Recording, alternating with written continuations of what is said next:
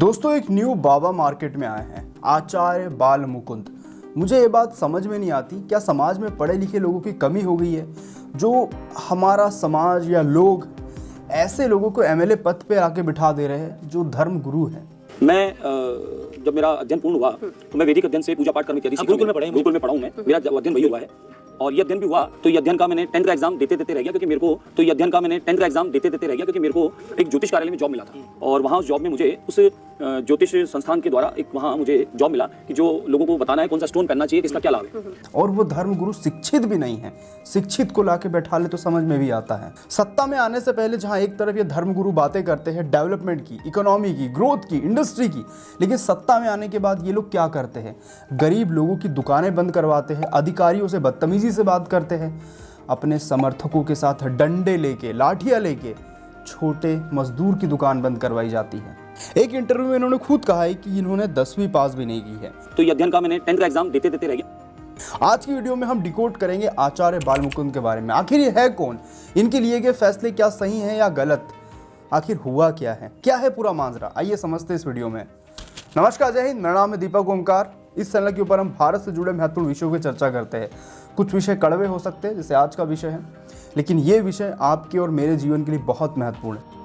थाने में आके दादागिरी करोगे क्या? कौन दादागिरी कर रहे हैं? आप कर रहे हो? दादागिरी कर रहे हैं आपसे?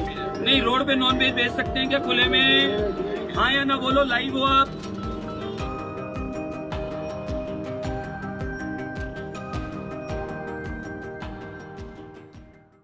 चैप्टर 1, आखिर हुआ क्या है। हाल ही में देश के 5 राज्यों में विधानसभा चुनाव संपन्न हुए। इन 5 राज्यों में एक था राजस्थान के विधानसभा क्षेत्र हवा महल से ये बतौर एमएलए चुनाव जीते हैं। अपने जीतने के एक दिन बाद से ही ये एमएलए सुर्खियां बटोरना चालू करता है। कराची बनाना चाहते हो?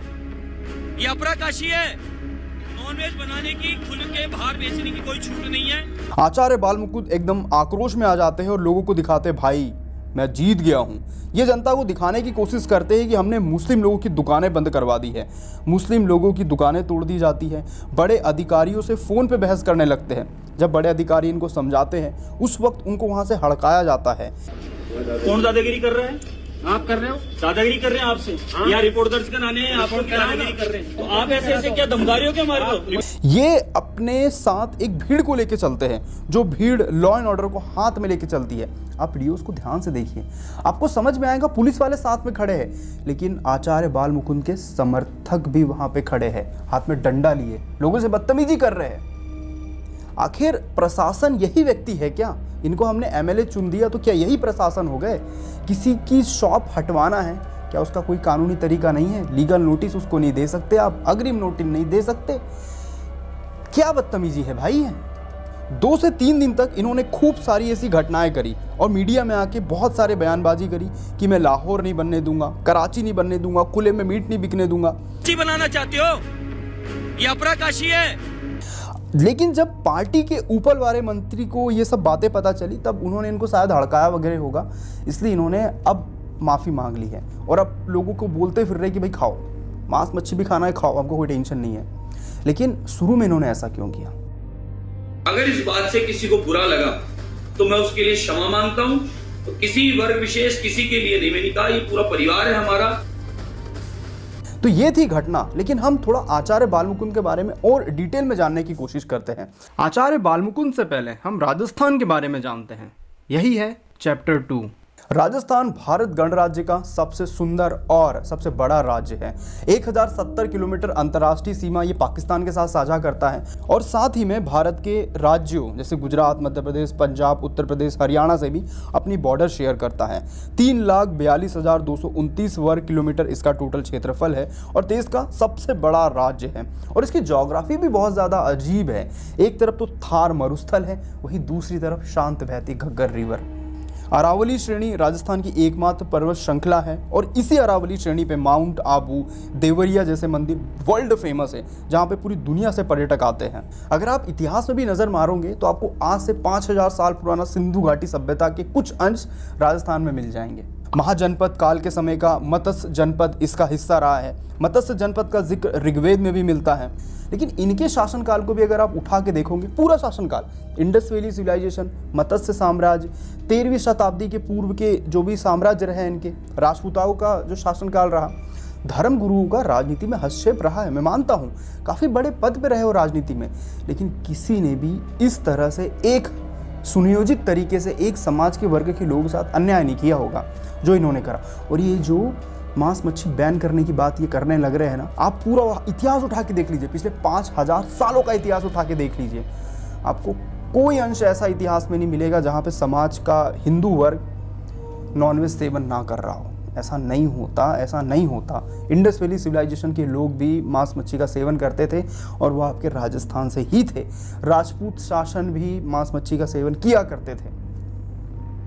आप जनता को क्या बताना चाह रहे हो ये सब करके? आप एक नया इतिहास लिखने की कोशिश कर रहे हो आचार्य बालमुकुंद जी, क्या चाह रहे हो आप? चैप्टर 3, आचार्य बालमुकुंद है कौन और उन्होंने ऐसा किया क्यों? आचार्य बालमुकुंद जी का जन्म हुआ है 1976 में और ये जयपुर के हवा महल विधानसभा क्षेत्र से एमएलए बने हुए हैं। पिछले 30 वर्षों से इन्होंने एक पुजारी के रूप में काम किया है और इन 30 वर्षों में इन्होंने हिंदुओं के लिए बहुत सारे काम किए हैं। एक साधारण पुजारी होने के बावजूद इन्होंने जो हिंदू धर्म के लिए किया है उसमें शामिल है गोवंश की रक्षा करना, तोड़े हुए मंदिर का पुनर्निर्माण करवाना, जिन मंदिरों पर कब्जा कर लिया गया था उन्हें फिर से रिस्टोर करना। जयपुर कॉन्स्टिट्यूएंसी से काफ़ी ज़्यादा दबदबा माना जाता है इनका। मेरी ये पर्सनल मानना है कि इन्होंने एक धर्मगुरु होने के नाते जो कदम उठाए वो ठीक थे, क्योंकि एक पुजारी होने के नाते जो इनके काम है वो सराहनीय है और मेरा प्रणाम आपको। लेकिन ये प्रणाम केवल एक पुजारी होने के नाते है। मेरे आदर्श ये कहते हैं, मेरे संस्कार ये कहते हैं कि जब भी किसी साधु संत को देखो तो उनके चरणों में अपना सर झुका लो, आशीर्वाद ले लो, और मैं ऐसा ही करता हूँ। लेकिन जब बात विचारों की आती है तब मैं विचार खुल के पेश करता हूँ, जो मैं कर रहा हूँ। और लोगों को भी ये चीज़ सोचना चाहिए कि आपने एक पुजारी को एमएलए बनाया है, जिस पुजारी ने लोगों को ज़िंदगी भर ये सिखाया है कि आप गौवंश की हत्या ना करिए, आप मांस मटन ना खाइए, आप नॉनवेज ना खाइए। आप उस पुजारी से कैसे उम्मीद रख सकते हो कि वो इन सब चीज़ों पर बैन नहीं लगाएगा?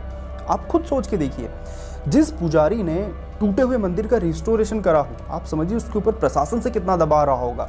वो पुजारी है, एक साधारण पुजारी है ना। कई अवैध मंदिरों को इन्होंने वापस लाया है, मतलब मंदिरों की ज़मीन पे कब्जा करके बिल्डर्स क्या करते हैं, उसे बेच देते हैं। तो इन्होंने वहाँ पे झगड़ा करा, बिल्डर्स झगड़ा करा और वहाँ पे मंदिर बनाए।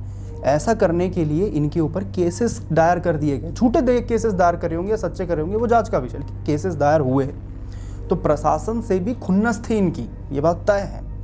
इसीलिए इनके द्वारा लिए गए कदम अगर एक व्यक्तिगत रूप में आप देखोगे तो इनके हिसाब से सही है कि भाई इनके साथ प्रशासन ने खुन्नस करी। पिछले 20-30 सालों से सहते आ रहे थे, जब ये पावर में आया तब इन्होंने अपनी पावर दिखाई। चैप्टर 4, आखिर ये एक्शन लिया क्यों गया?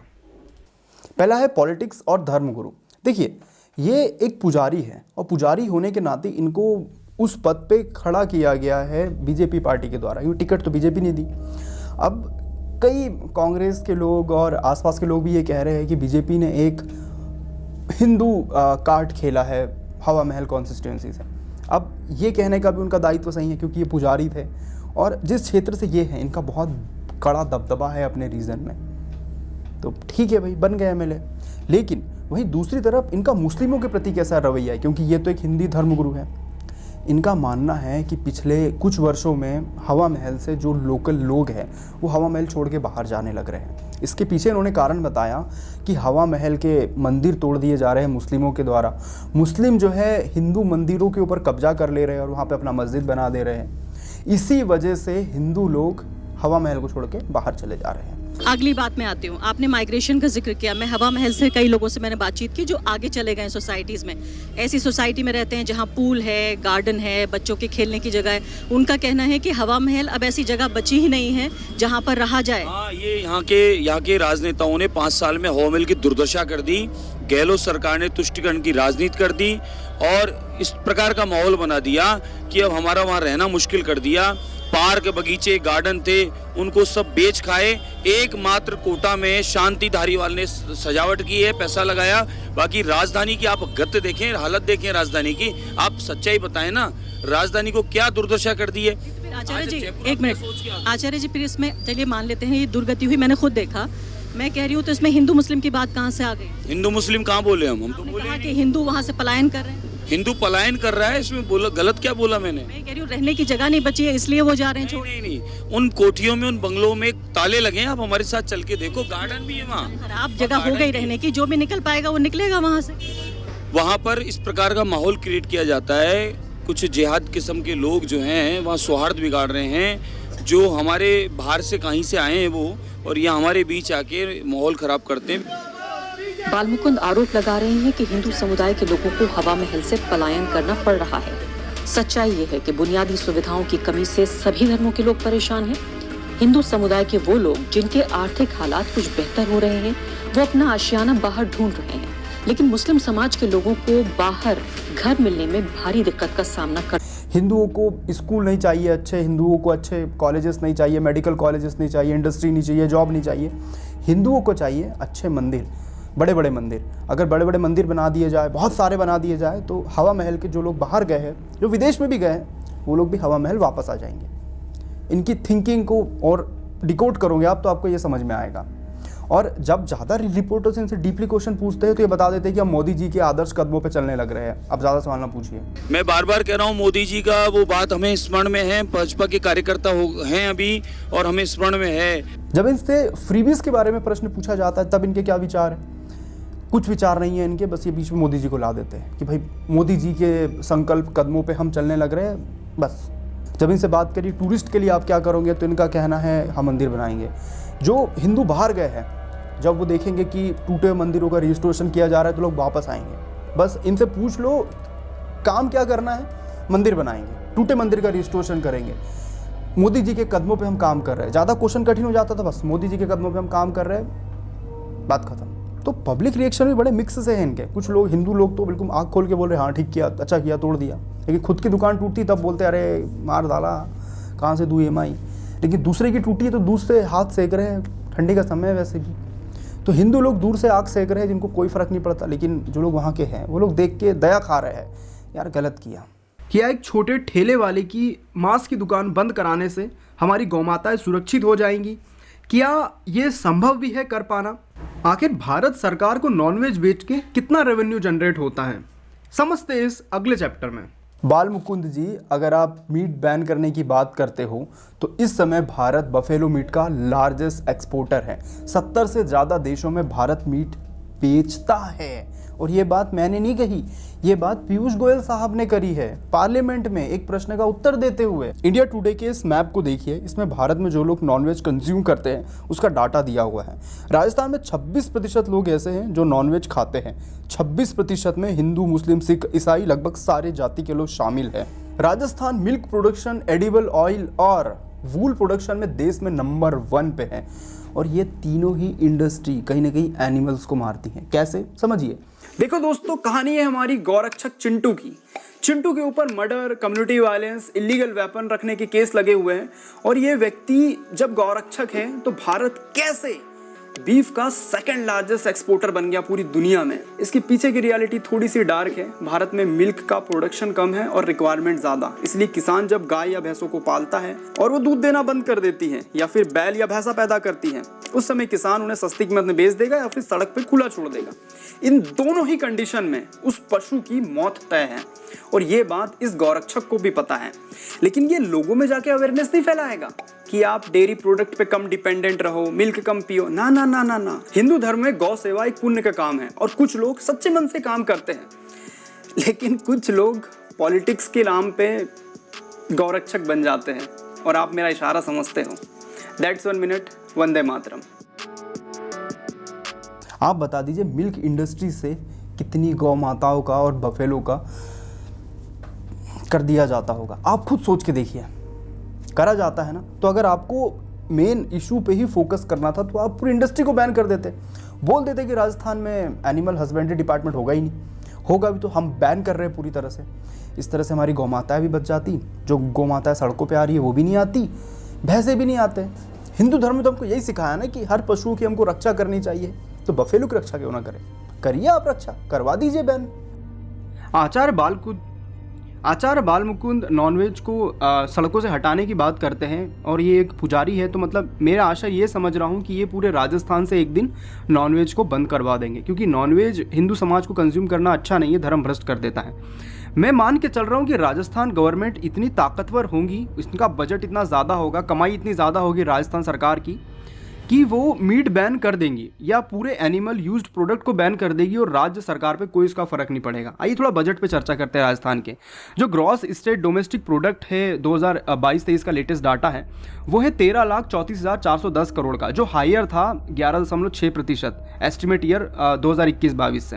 अब इस वर्ष का अगर आप राजकोषीय घाटा देखोगे ना भाई, तो आपको समझ में आएगा कि 58,000 का राजकोषीय घाटा हुआ है सरकार को।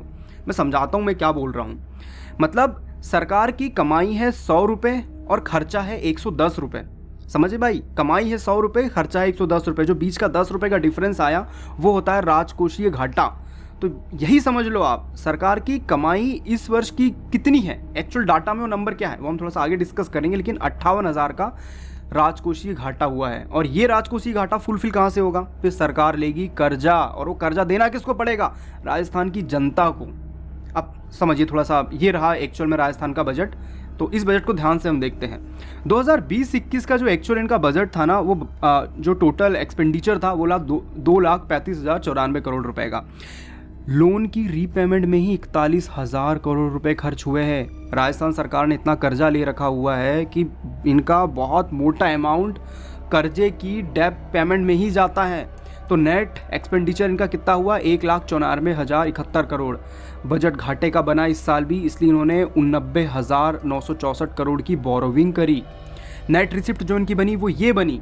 2021-22 का भी अगर आप डाटा देखोगे तो 3,18,594 करोड़ का इनका बजट था टोटल। डेप्थ रीपेमेंट में ही 64,769 करोड़ रुपए खर्च हो गए। लोन का कर्जा दे रही है सरकार मोटा मोटा, क्योंकि भयंकर लोन है सरकार पे। फिर जो राजकोषीय घाटा हो, क्योंकि खर्चे ज़्यादा है सरकार के, बहुत सारी फ्री की योजना चलाना है, क्योंकि आने वाले समय चुनाव आने वाला है। ये 21-22 का डाटा है, 23-24 में चुनाव आएगा, ये 2023 में चुनाव आ गया। फिर सरकार ने फ्री की इलेक्ट्रिसिटी बांटना चालू करा, किसानों के कर्ज माफना चालू करा, गैस सिलेंडर सस्ते कर दिए, तरह तरह की स्कीमें देने लगी लोगों को। भयंकर घाटा हुआ। आप समझिए लास्ट ईयर में 61,000 करोड़ का सरकार ने कर्ज लिया था, बोरोविंग करी थी। उसके एक साल बाद ऐसा क्या ज़रूरत आन पड़ी थी कि 1,18,825 करोड़ का कर्ज लिया गया सरकार के द्वारा। मतलब लगभग डबल है लास्ट ईयर से। क्यों? इलेक्शन आने वाले थे, फ्री की चीज़ें बांटना था। अब ये कर्ज का जो भुगतान है वो कौन चुकाएगा? वो आप लोग चुकाओगे। टैक्स कौन देगा? भाई कोई भी नेता जेब से इतना पैसा नहीं दे सकता। इतना पैसा किसी पॉलिटिशियन के पास नहीं होता। वाइट मनी नहीं होता, ब्लैक मनी होता है, लेकिन वो देगा नहीं। तो ये है वास्तविकता राजस्थान सरकार की। राजस्थान सरकार एनिमल यूज प्रोडक्ट को बेचना बंद नहीं कर सकती, चाहे वो दूध हो, बफेलो मीट हो, या फिर जो भी चीज़ें बनती हो एनिमल यूज प्रोडक्ट, वूल हो, लेदर हो, ये सब चीज़ों को बैन नहीं कर सकती सरकार का। वैसे भी राजकोषीय घाटा बढ़ता जा रहा है समय के साथ साथ में, है ना। डेप्थ बहुत ज़्यादा ले लिया है सरकार ने, उनकी रिपेमेंट भी उनको करना होता है। तो बहुत प्रेशर में राजस्थान सरकार, इसीलिए हिंदू मुस्लिम के ज़्यादातर वीडियोस आपको दिखाए जाते हैं, आपका ध्यान भटकाया जाता है, सड़कों से नॉनवेज के ठेले हटाए जाते हैं। अगर इनको बंद ही करना होता तो ये पूरी तरह से राजस्थान को नॉनवेज फ्री स्टेट बना देते। एक भी पोल्ट्री फार्म नहीं चलते राजस्थान में, है ना। समझिए आप, 3 स्टार 5 स्टार होटल से जो है नॉनवेज को बैन कर दिया जाता। ये लोग कुछ नहीं करने वाले, सब चूतिया बना रहे हैं आपको और कुछ नहीं कर रहे। ये जो डाटा है ये है ministry of commerce and industry, government of India का डाटा है। आप इस डाटा को देखिए, आपको समझ में आ जाएगा कि भारत में नॉनवेज प्रोडक्ट को बैन किया जा सकता है, नहीं जा सकता, हम किस स्थिति में हैं। गवर्नमेंट गोल बनाती है हर वर्ष का कि भाई हमको उस टारगेट को अचीव करना है। जैसे कि जस्ट फॉर एग्जांपल मैं आपको बताऊं कि भाई ये रहा सारा का सारा डेटा। एनिमल प्रोडक्ट का 2022-23 का डाटा देखोगे तो 32,557 करोड़ का हमने बेचा है दूसरे देशों को एनिमल प्रोडक्ट। मेजर प्रोडक्ट जो हमारा था वो था buffalo meat, sheep, goat meat, ये भी भारत सरकार बेचती है, और अदर मीट्स भी भारत सरकार बेचती है, और ये 2022-23 का डाटा है। डेयरी प्रोडक्ट भी हमारा काफ़ी अच्छा है, 2,269.85 करोड़ का जो है हमारा डेयरी प्रोडक्ट बिकता है। तो सरकार एकदम से इस पे बैन वैन नहीं लगा सकती। छोटे ठेले वाले को वो 2-4-5 तमाचे मार देंगे, न्यूज़ रिपोर्ट में बहुत सारी चीज़ दिखा देंगे, या फिर किसी एक शहर के पूरे छोटे ठेले वालों की मीट के जो ठेले हैं वो बंद करा दिए जाएंगे, नॉनवेज के ठेले बंद करा दिए जाएंगे, बिरयानी वालों की दुकानें तोड़ दी जाएगी। जय हिंदू, जय श्री राम, जय श्री राम। लेकिन वास्तविक में गवर्नमेंट छोटे शहर में तो ये सब कर देगी, न्यूज़ वाले खूब छाती पीट पीट के बोल देंगे कि हाँ भाई ऐसा किया ऐसा किया। लेकिन लार्ज स्केल पे अगर देखा जाए तो इतना पैसा गवर्नमेंट इससे कमा रही है, मतलब कितने जानवरों की मौतें हो रही होंगी। आप सोच के देखो, खुद दिमाग लगा के देखो भाई, ये बजट गवर्नमेंट ने ये डाटा दिया है तो कुछ तो कारण होगा इसके पीछे डाटा देने का। 100 की एक बात जनता जान चुकी है कि आपने ये जो कदम उठाया ये केवल मीडिया हाईलाइट्स के लिए उठाया। आपके खुद सड़कों पे जाके जब टीवी न्यूज़ रिपोर्टर ने लोगों से पूछा कि क्या आपके एमएलए ने सही काम किया, तो लोग साफ साफ कह रहे हैं नए नए बने हैं जी, कुछ तो दम दिखाना पड़ेगा। उन्होंने दिखाया। मैं इसमें आपकी भी गलती नहीं मानता,